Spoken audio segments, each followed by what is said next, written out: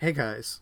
Uh Firstly, I just want to say I'm making this video. Well, I'm sorry about the quality and everything. I'm recording this on my webcam and not my phone, which has a better camera on it. Um but I really wanted to make a video about this and post to my various places so I can just put this all out at once so everybody can hear it and see it and all that kind of stuff. The other thing I want to say before jumping into it is because I know that people are going to throw this back at me, and so look, I'm not going to hear this argument because it's simply not true. I'm not racist. This has nothing to do from that point of view. Um, so that is something I'm going to touch on when talking about this. But if anyone calls me racist or anything like that, and then I'm just gonna block you because you should. For those of you that know me personally, should know me well enough to know that I'm not that kind of person. And if you don't, then we don't need to be friends anymore because I'm not racist. Okay, so all right. So here's the deal. Obviously, we're talking about the Little Mermaid and the cast and news and everything. So first, let me explain where I'm coming from with this, because I think it's important that when you're talking about an argument, that all sides understand where each side is coming from. That so that there's context. Um, my top five favorite Disney movies are: number one is Beauty and the Beast. Beauty and the Beast is my favorite Disney movie ever. Number two is The Little Mermaid. Number three is Aladdin. Four is Lion King. And five is Peter Pan. Those are my top Disney movies. Okay. Yes. As a Disney fan, with Disney doing these live action remakes, I want a 1-to-1 or as close as possible to that version in the live action remakes. That is what I want. Okay. Period. End of discussion. End of story. That's my stance. I want that to be the case. Now, I'm totally okay with them taking liberties. I'm totally okay with them changing little things here and there. Let me explain, okay? I have seen every single Disney remake that they have done since Cinderella. I don't count Alice in Wonderland and I don't count Maleficent, and I'll explain why later in the video. And again, before I get too deep, I'll apologize because this is going to be a long video, but again, I'm just trying to get it all out at once so I don't have to repeat myself or anything like that, just getting all out and blah blah blah. Okay, so starting at Cinderella, I have seen every single Disney remake that they've done. Cinderella, Pete's Dragon, The Jungle Book, Beauty and the Beast, Dumbo, Aladdin. um, I've seen it all. Okay. Um, so here's the thing is, and also let me to say this in terms of where I'm coming from too, is pretty much all of you know this, but just so that it's said, I am a lover of film. That is my passion. Where some people are into sports, some people, are into music. Everybody has their thing. For me, it's film and filmmaking. I love the process of taking a source material, whether it's original or based off another source material like a book or comic or whatever the case may be, and seeing the process of taking that thing and putting into live action, casting, all of that kind of stuff. Okay. Mainly because that's the business that I want to be in. I am a storyteller at heart, and so all of this is like my favorite thing. Okay. So I get very passionate and I get very, you know, like this with it. So that I think needs to be said too. Um, but I watch every single one of these Disney live action remakes. There is a big, huge effing difference between the changes that have been made so far in all of the Disney live action remakes and the kind of changes that are being made to The Little Mermaid. Vastly different. But before I get into all of that, I'm going to tackle the easy thing to tackle first. And that is just the overall how I'm viewing the casting on this movie. Okay? And then we'll go into specifically about Halle Bailey, or Halle Bailey, however you say her name, because I'm not sure at this point. But we'll talk about her last. Okay? Because that's going to be the most in-depth thing that I want to talk about. So, first, let's just talk about the casting news in general. I'm going to use Aladdin as the example. Specifically, the casting of Will Smith as the genie. So let's talk about that for a moment. Something you may or may not know is the fact that the genie in the original animated Aladdin was literally a role that was written for Robin Williams. The animators of the film were fans of Robin Williams and knew what he could do in terms of his impressions and things like that, and they literally wrote the role around Williams. So that role, for a long time, was synonymous with him, because if Robin Williams was never born, if he was never a thing, then who knows what the genie would have been like, because the animators wanted to be able to utilize Robin Williams in this part and in the way that they end up doing. So, in doing a live action retelling of Aladdin, casting the genie, whether Robin Williams is still alive or not, was going to be a hard thing, because you need to find somebody who has the same sensibilities as Robin Williams does, but also be able to be unique and fit within the framework of the movie that you're trying to make, which is no simple task whatsoever. Because that just, I mean, you know, we grew up with Robin Williams for years, and we often synonymously think of the genie and think of Robin Williams. It just happens. That's how good he did in that role. So, before the announcement of Will Smith ever came out, the two people that were in my head, the first person was somebody that I knew Disney was never going to go for, but was Weird Al Yankovic, because I think he's got a lot of heart. He tends to be very family oriented.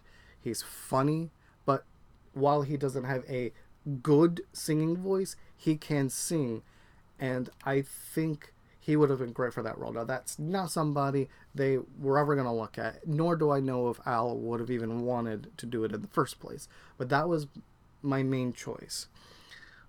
Secondly, I also thought of Steve Martin, because I thought, well, if they're not going to go for somebody, you know, like Weird Al, then maybe they might want to choose somebody closer to home. And I feel like, to me, Steve Martin's brand is a lot like Robin Williams when it comes to their comedy, their capabilities, what they can do as a performer. When you see a lot of Steve Martin's movies, but also when he's on stage just doing his, you know, comedy show and stuff.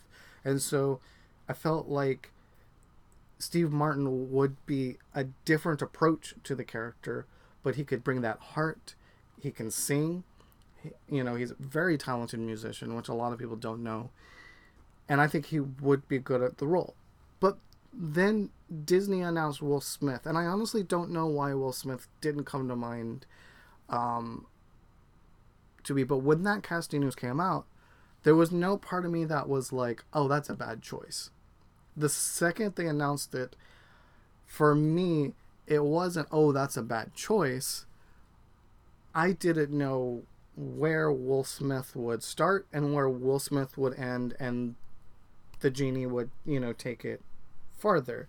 You know, I wasn't sure how much of a blend there were going to be within, you know, Will Smith's abilities and who I knew the genie to be from the animated film.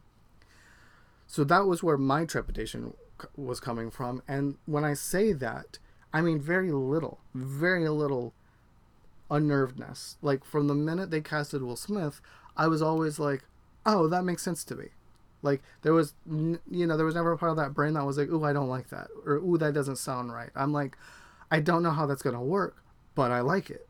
I like that idea. Let's see, let's see what they do with this.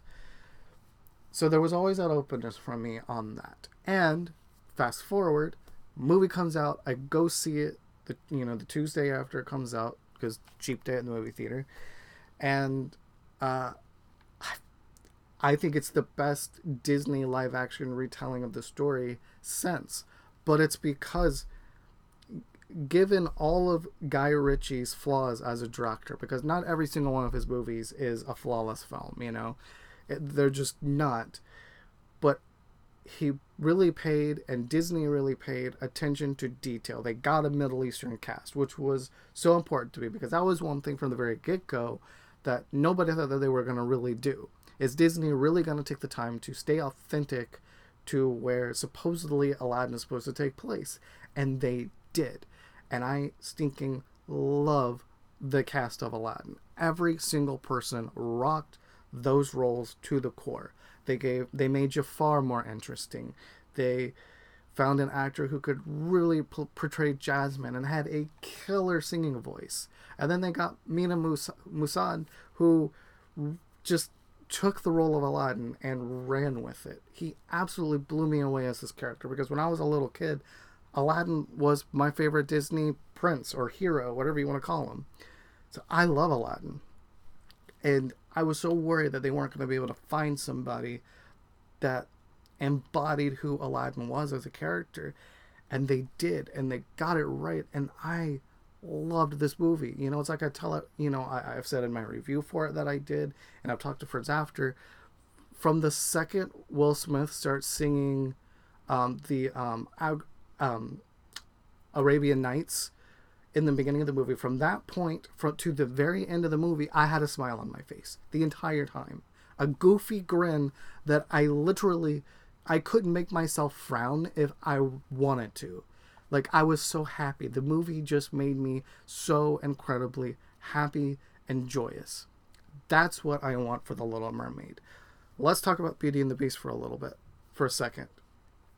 Beauty and the Beast is my favorite Disney movie. I was not blown away by the Beauty and the Beast remake. But I'm going to tell you why. And I think Disney has learned from their mistake since, and I don't think that they're going to do this, because they didn't do this nearly as bad. You could still tell it at parts in Aladdin, but not nearly to the extent that you could tell it in Beauty and the Beast. Let's call it what it is. Those of you that are Broadway and musical fans will get this. But Paige O'Hara's voice as the original Belle in the cartoon is, oh my god, she's fabulous, okay? But in that role, she's also iconic. And the biggest problem for Beauty and the Beast for me was not any of the changes that were made. Because again, I think you can say the same thing about Beauty and the Beast as you can Cinderella to a point. And that is, in Cinderella, there really wasn't that much background to the character or any of the characters. If you go back and watch that animated cartoon, it's really simple. There's really not a whole lot to it. And I think in the live action version, they gave Ella a personality. They gave her a background. They gave you a reason to care about these bad things that were happening to her. And and they gave backstory to Prince Charming as well, because and I don't have a problem with who they got either, because I like Game of Thrones and Richard Madden is amazing, so that wasn't such a bad call either. So they took this very simplistic story, this very classic fairy tale, but they put some meat on the bones, because if they just went into Cinderella and just made a 1-to-1 remake of that, it would have been all right, okay, sure. But you got somebody like I'm blanking on her name, Galadriel in Lord of the Rings. I don't know why I can't think of her name. She's literally one of my favorite actresses. But, you know, they got her to play the evil stepmother. You don't do things like that if you're treading lightly on the source material. They were confident in what they had. They were confident in Lily James. They were confident in God, it's really killing me. I can't think of her name. But, you know, they got her to play the stepmother. They got Richard Madden to play the prince. They took it seriously, and they made a well done movie. And I honestly, you know, when I went into watching Cinderella for the first time, I didn't think I was going to like it or not, you know. But I did. And that's when I was like, okay, I think Disney knows what they're doing. Because, believe it or not, even though there are things that might make you think otherwise, I am not a big fan of Maleficent. And I am not a big fan of Alice in Wonderland. And I'll talk about those right before I talk about the big thing at the end of the video. So, in saying all of that, and even in Jungle Book, they stayed true to those characters, and they got great actors to portray them, even though all of them are voices except Mowgli, you know. And the kid that got Neil Sethi as Mowgli just made the Jungle Book for me. You know, I love the Jungle Book. That kid, I hope, grows up to be a great actor if that's what he wants to be. I hope he continues the craft and gets better and all of that kind of stuff, because he just blew me away in that role. He really did. And look, one of the changes that was made, and I'll bring it, but the same person that I can't think of, stinking Hela and the MCU, I don't know why I can't think of her name. It's driving me nuts. If I had my phone with me, I would look it up, but I don't. But they got her to do the voice. No, they got Scarlett Johansson to do the voice of. I'm wrong.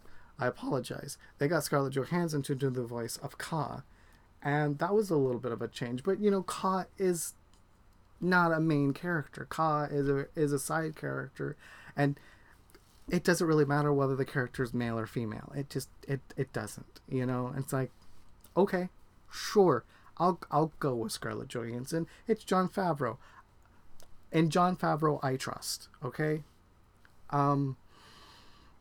So when it comes to the casting news for The Little Mermaid, the first bit of news that came out was Melissa McCarthy as Ursula, or she was in talks. Here's something a lot of people don't know about Ursula. Is Ursula was actually based on a famous drag queen. And I would love to see Ursula go back to that route, or a similar path, you know. Go look up on YouTube Ginger Minge singing Poor Unfortunate Souls. I've posted it on YouTube in a few places, but you could find it there. I'm not gonna drop it down because I'm lazy and I'm already talking a long time, but go find the video and watch it. That is what I want in my Ursula. That essence, the singing ability, the way that just in a performance of a song, this performer was able to make me believe that they were Ursula, that they had a chance of playing Ursula. They embodied what this song was and who this character is in The Little Mermaid. Melissa McCarthy has not done anything to suggest that she would be a good Ursula. Not a damn thing. Now look, before anybody wants to say that I'm just being a poo-pooer or a party pooper, here's the thing. Okay, since I was a little kid, okay, and I mean little kid, I've been a fan of Gilmore Girls, which not many of my friends have actually watched, and you need to fix that. Gilmore Girls is an amazing show. I was a fan of Melissa McCarthy when she was Sookie, okay? So don't give me this, I'm not a Melissa McCarthy fan, because I've been a fan of her since before everybody else was a fan of her, okay? Alright? So, let me just say that, okay? I think There's only been a few of her movies that I haven't seen, and one of them's pretty bad that I haven't seen it, but I haven't seen Bridesmaids.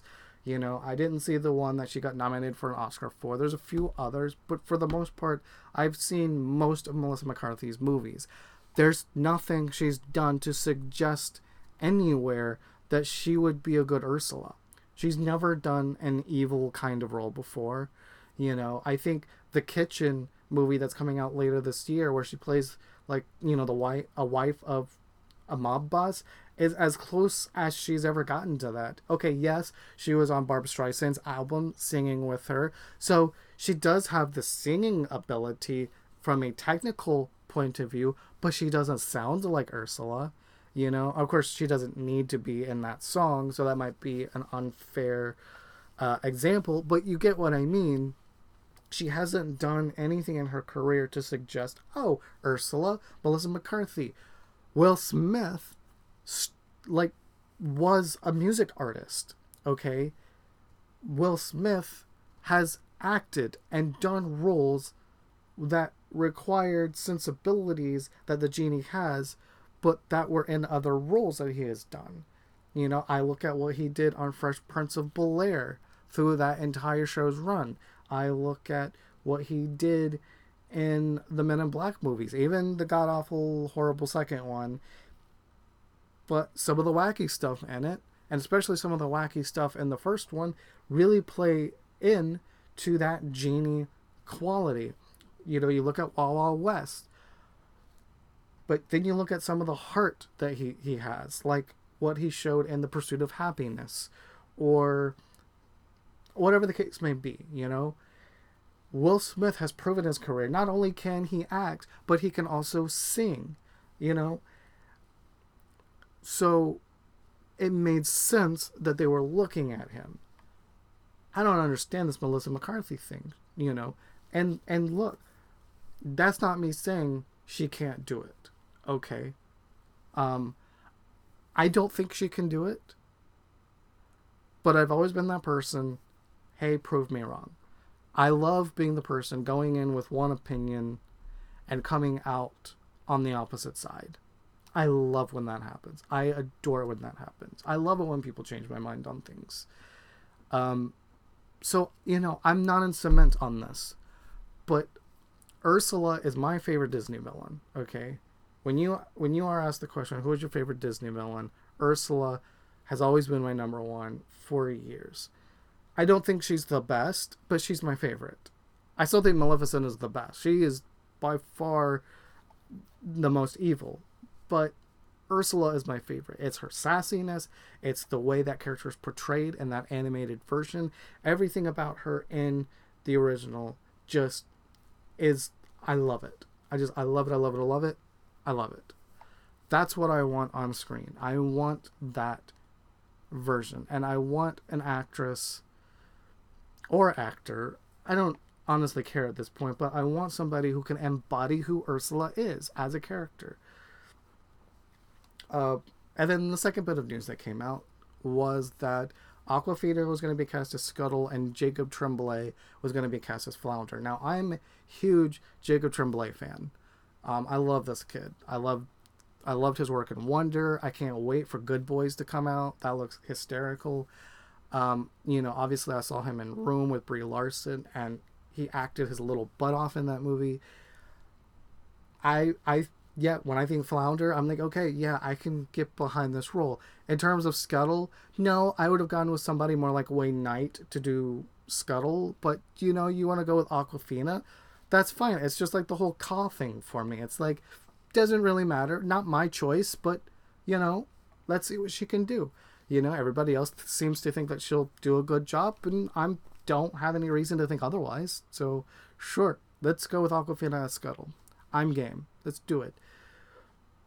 But then the news came out about Haley Bailey coming out as Ariel. And that's when I'm like, nope, I have zero faith in this. But before I jump into that, I would just want to say, I just want to go back to a few things before I talk about that. And that is, first, let's talk about Maleficent and Alice in Wonderland and why I don't consider them a part of this conversation like the others. These two movies were movies that Disney were doing in a time when I think they were trying to figure out exactly how they wanted to approach their live action retellings. I think it was a thing that they knew that they wanted to do. So let's talk about the first one, which was Tim Burton's Alice in Wonderland. Now, let me tell you something that you may or may not know. Alice in Wonderland is not a 1-to-1 remake, all right? Obviously. But no, what I mean by that is this was a movie, because of being a Tim Burton fan and a Johnny Depp fan and a Helena Bonham Carter fan and so on and so forth, I follow this movie from the first thing I heard anything about it all the way up through production and when the movie came out. This was a movie I followed closely. From the very beginning, you can Google it, you can find interviews from the very beginning of Tim Burton coming out and talking about Alice in Wonderland. He tried to make it abundantly clear this is not a retelling of Alice in Wonderland. This is a sequel to the cartoon. So the way it's supposed to work in continuity is you're supposed to watch the original Alice in Wonderland movie, and then his Alice in Wonderland is a sequel to that one. That has from the very beginning. But nobody paid attention to that. And I remember working at the movie theater, and I remember listening to the audience coming out of Alice in Wonderland, and all of them, the majority of people, hated it. And I can honestly say, from listening to people coming out of the theater, the entire run this movie was out, it was 50-50. There were genuinely people who just didn't like the movie, but there was also 50% of people that were like, I guess it's a sequel. I guess it's a thing. I don't understand what that was. Like, that wasn't the Alice in Wonderland I grew up with. So there were genuinely a lot of people that were confused. Now, I enjoyed the movie because I like Johnny Depp and I like Tim Burton, and I thought I thought there were several characters that were funny in it. But good adaptation, it is not. I actually think Alice Through the Looking Glass is a better movie because Sacha Baron Cohen is hysterical in it as the timekeeper. But Alice wasn't very good. Okay. And then they sort of kind of did the same thing with Maleficent. And I know I have a few friends that really love Maleficent. But Maleficent was not a true telling of Sleeping Beauty. Now, they did do one thing right with Maleficent, and that was casting Angelina Jolie as Maleficent. I don't think you could have picked someone better for that role. I know everybody was like, really, Angelina Jolie, really? Because I don't know why, but it's really fun to hate on Angelina, and I don't get it. I never will, because she's fabulous. But I loved her as Maleficent, and she was the best thing about that movie, hands down. Now again, just like Alice in Wonderland, I do enjoy Maleficent for what it is. I am somebody that enjoys the movie, but I'm also somebody that has to step back and say I also was disappointed in it as well. I'm equally disappointed and equally enjoyed it when it comes to Maleficent because, yeah, there's a part of me that really wanted a true retelling of Sleeping Beauty with her as that character. And now I feel like if they ever did want to do a Sleeping Beauty movie, they might not get her as Maleficent because of these movies, and that's really sad because she was phenomenal in this role. And I'm looking forward to the Maleficent sequel too. This is a movie that I will go see when it comes out. So there's that. So you have these two movies, and I'll also throw Nutcracker in the Four Realms into that category too. Even though I haven't seen it, I've heard enough of people's reviews and what they thought about the movie to be able to say I'm gonna lump sort of that section of Disney movies together. There's a bunch of movies that Disney did that sort of were like, we're halfway in, but we're not gonna give our full effort in making this movie. We're just gonna toss some money into it and throw some people together, and there you go, there's your movie. And that's why people come out of it going, because that's a fair assessment of, I think, those movies. But then let's talk about some movies that are in between that category and the good remakes, and that's Pete's Dragon and Dumbo. I think Pete's Dragon and Dumbo both fit sort of in between. They're not as bad as Alice in Wonderland. They're not as close to the source material as the other movies, but they're its own thing, and it's also a retelling of this story. Let's start with Pete's Dragon. Pete's Dragon really wasn't a movie that needed to be redone. I thought it was charming as heck. I loved the new version of Elliot. I really liked the kid that played Pete. I thought he was adorable. I thought the movie was really heartwarming, and it's really simple. There's really not a whole lot to the movie. There's not a whole lot of meat on the bones, but it's just a good, fun family film, I think. And I don't think you really need anything more from that from Pete's Dragon. And so in that sense, I think it did its job, honestly. If you're going to bring Pete's Dragon into the forefront for kids nowadays, I think they did as good a job as you could hope. Now let's talk about Dumbo. I recently got to see Dumbo, and I will say that I thought it was good. Probably not one that I'm going to revisit a lot, because it is sort of depressing as all get out. But as far as adaptation goes, Tim Burton, I feel like, redeemed himself from Alice in Wonderland and proved that he can make a good live-action Disney movie if he wants to. I think he did a fabulous job with this story. I love the characters in it.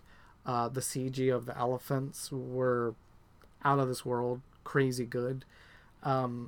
It was just it was great. I mean, it's Dumbo. You know, the first 15 minutes is what you know from the animated cartoon.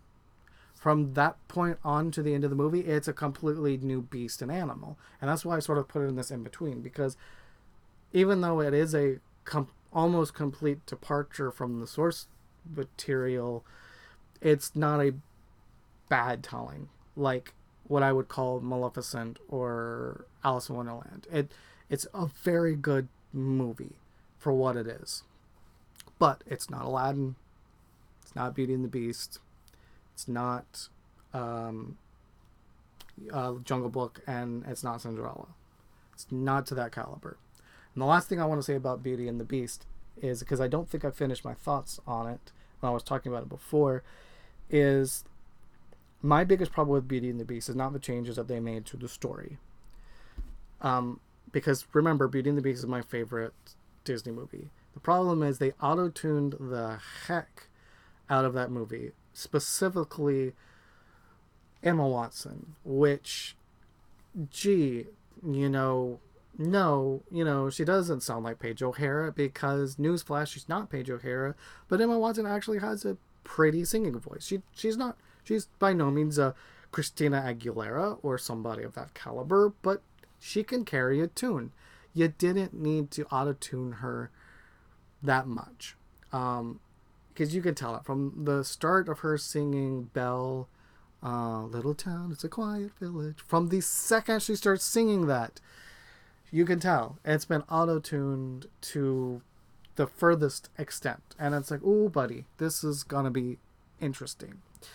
The only song that she sings in this movie that doesn't sound bad when it came to the auto-tune was her little snippet of her line in the new song Days in the Sun, the one of the new songs that they did for the movie. But see, I didn't mind the changes that they made to the Beauty and the Beast story, because it fit the narrative and it wasn't a complete departure from the backstory of the cartoon. They just went into it a little bit more, and they actually made sense.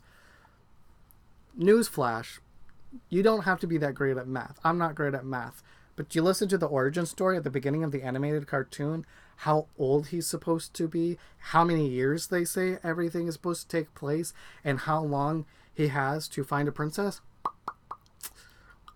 Doing math,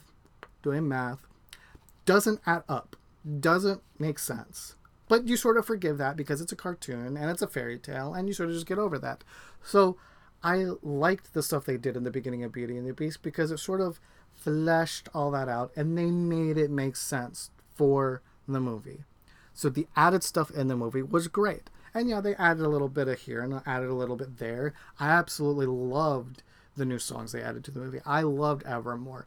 I will never forget being in the theater seeing this movie. I think I went and saw it with my mom. But when he's singing Evermore, I got chills on my arm. Like, I mean, I just got goosebumpies, you know.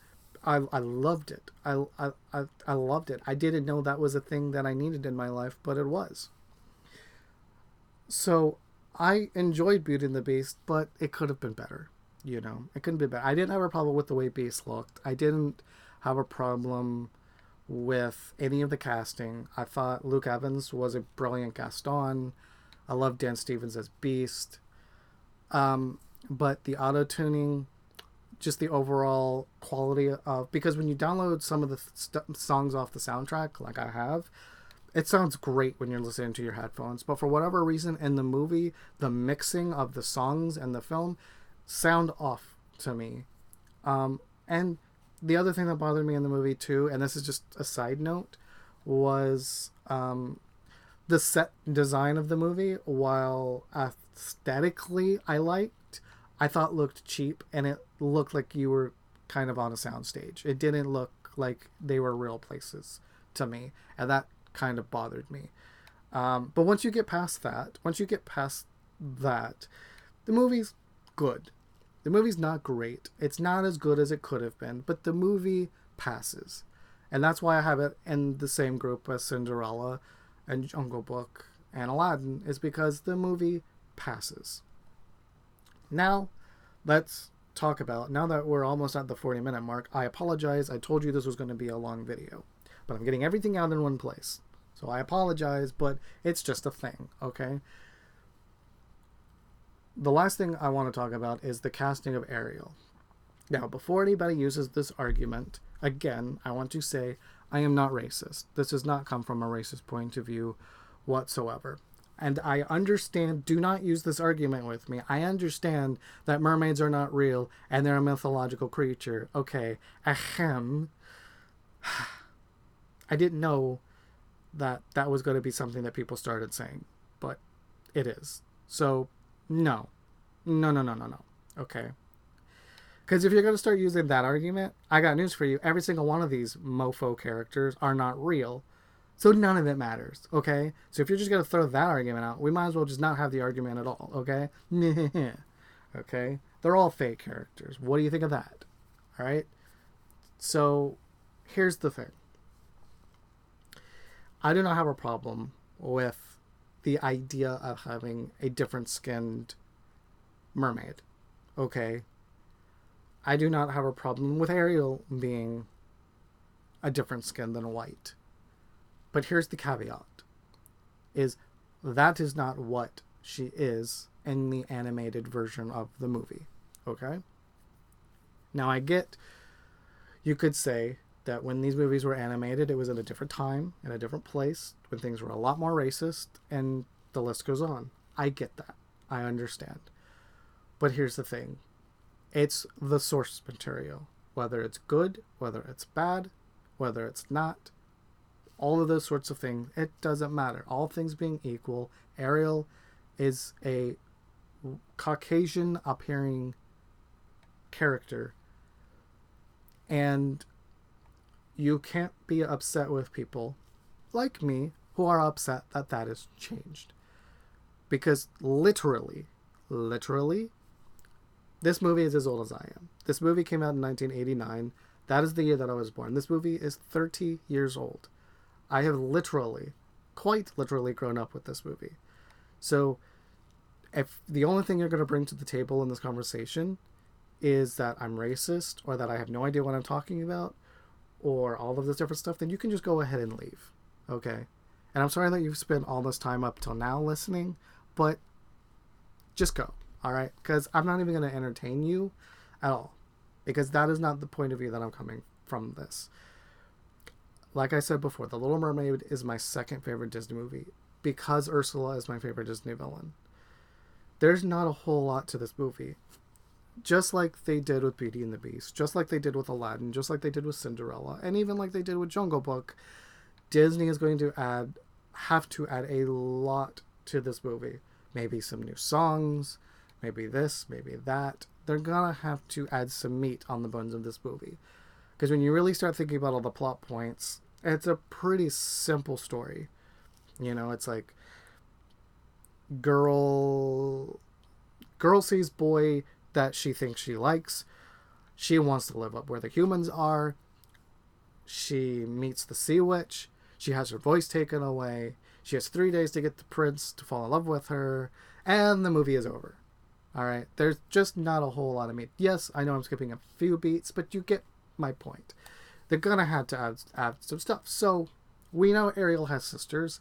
If they want to have a mermaid that represents different races, have her sisters be different races. That's totally cool.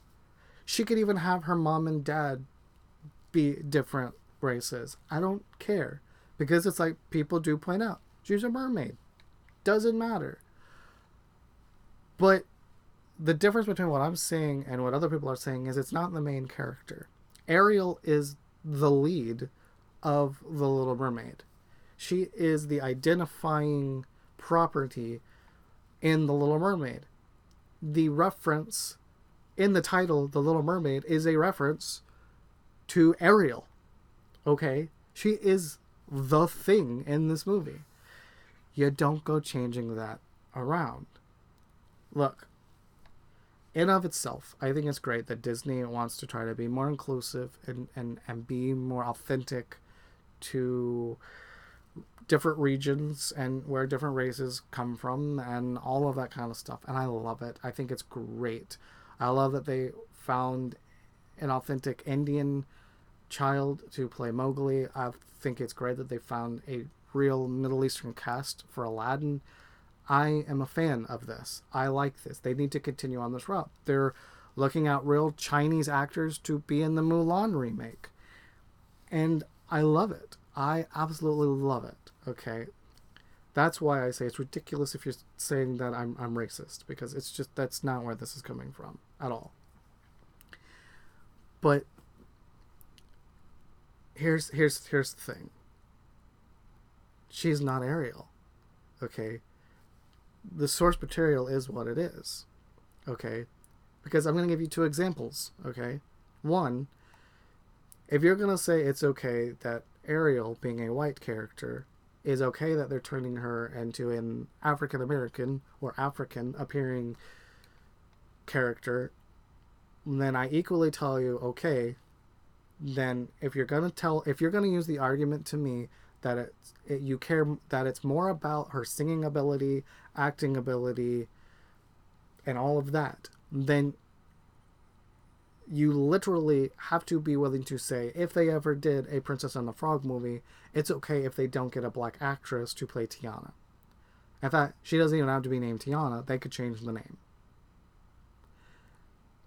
Because you're telling me that is not important in your argument. What you just said, you're telling me that's not important. I mean, it's not all that out of the realm of possibility to, have white people in New Orleans around that time of The Princess and the Frog, and a girl who wants to have her own restaurant and she's good at cooking and all of this different stuff. So why not? Why would people be upset at that? Because you're switching the race. You're switching what makes that character that character.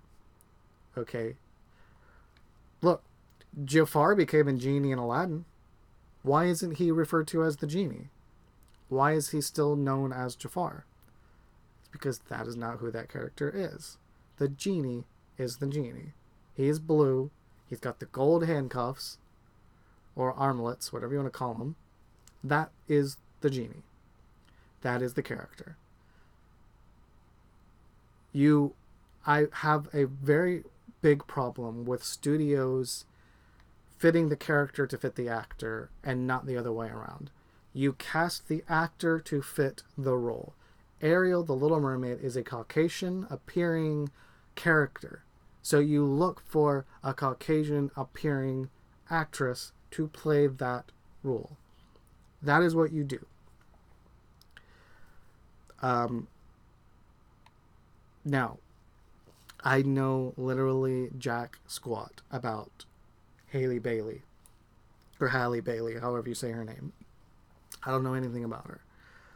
You know, if she's as good a singer as a lot of people think she is, then I know, at least from a singing point of view, she'll be great. I have no doubt in that. But she's not the Little Mermaid. She's not. She's not Ariel. And she never will be. Okay? And that's not me being hard-headed. That's not me being racist. That's not me being mean.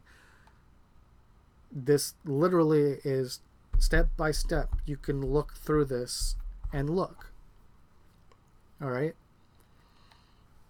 And here's another idea that I will throw out there, and was one of the first things that crossed my mind, is, see, everybody thinks that this is a great thing. And this is the scary thing to me. As being somebody who wants to be in Hollywood, making movies, whether it's just as a writer or director or whatever, being that this is my goal, this scares me. This is what scares me, okay? It's a lot harder to flip something around than it is to create something completely original, okay? And this is how I view this. This is the movie version of hand-me-down clothes, okay? This is another version of whites have something and they're handing it down to another race. In this case, you know, African Americans, or the black community, however you want to say it. That is what this is. I don't think that's fair to that community. I don't think that's right. Because I think it would take a lot more work for Disney to create a brand new mermaid, to have a Little Mermaid, maybe even something you could spin off. It takes a lot more work to create something like that, and do something like that, and do an original story, than it is to just, oh, you know, we'll just turn Ariel black. We'll just do that. We'll just change the color of her skin, and we'll just do that. You know? And if Disney does this and gets away with it, they're going to be setting another dangerous precedent. That is what I'm also worried about with this. I will admit, I mean, I will show my cards. I have no problem showing I've shown my cards from the very beginning of the video, and I won't stop. Yes, that is not the place where I'm coming at this, I will admit. It's from a nostalgia point of view.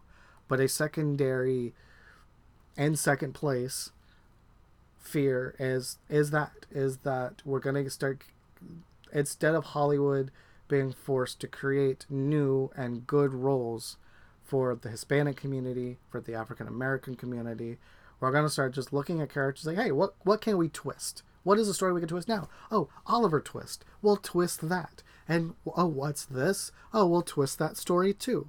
Let's just do that. That'll make people happy. They did it with Annie. They're doing it now with The Little Mermaid. They're doing all of this different stuff. And I don't think it's cool. I don't think it's right. So, to end the video, because I know I've talked about it a long time, no, I'm not going to, at this point, and again, I've spoken honestly up until this point. I'm not going to stop. I almost pulled down the lever a little bit on my intensity, but no, I'm going to say it. At this point, I have no interest in seeing this movie. With this casting, with the way this movie is being handled, I have zero interest in it now. And when the trailers start coming out for this movie, if things keep going in this direction, it's going to take a lot for me to get on board for it. Because if it doesn't get me at least to 90%, I'll probably just wait for it when it comes out on Blu-ray, and I'll probably rent the digital and watch it at home, This is not going to be one I rush out to see if they're going to stick to their guns on this, because I'm not going to support it. And that really sucks, because like I said, The Little Mermaid is my second favorite Disney movie. And yeah, it does hurt a little bit, because I am very passionate about my love for film and my love for Disney, and you know, this is not me trying to win anybody over to my line of thinking. My in terms of that, my line of thought is, I don't care if we disagree or not, but don't use some of the arguments that you're using, because they're not true. You know, that's not the case. That's not what's going on. So yeah, I think I've pretty much said everything I want to say in the video, so I'm gonna post this up as is, and if more discussion is needed, I'll either make another video or reply in the comments. So thanks for taking the time to watch this and listen. But that's just my feelings on the movie, and yeah, that it is what it is. Peace out.